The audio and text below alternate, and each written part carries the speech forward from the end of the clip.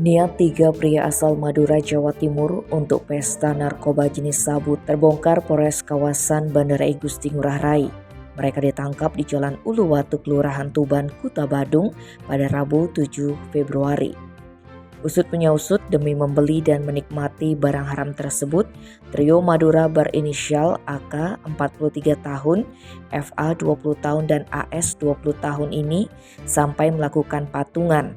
Apes bagi mereka, rencana pesta sabu ini gagal total lantaran keburu diendus polisi.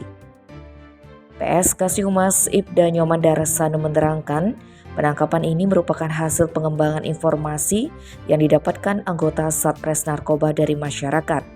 Lalu Opsnal Satres Narkoba Polres Bandara menindaklanjuti informasi itu dengan melakukan penyelidikan di seputaran Jalan Uluwatu.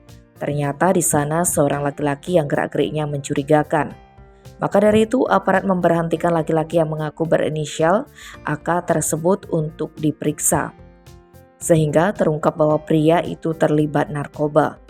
Polisi yang mendengar jawaban AK lantas mencari barang bukti di sekitar TKP hingga berhasil menemukan sebuah tabung berwarna putih bening yang berisi plastik klip sabu seberat 0,46 gram bruto atau 0,36 gram neto, berada di bawah potongan bata merah. Pelaku mengaku barang ini dipesan seharga Rp600.000 dari seorang melalui WhatsApp. Namun pria yang bekerja sebagai driver ojek online ini berdalih tidak mengenal identitas pemasok narkoba tersebut.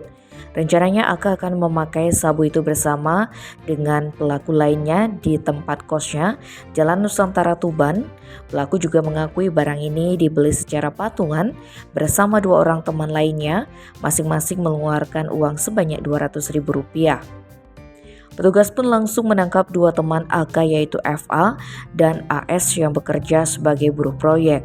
Selain itu melakukan penggeledahan ke kosnya dan ditemukan lagi barang bukti berupa sebuah rangkaian alat hisap sabu di kamar mandi. Tim Bali Express melaporkan.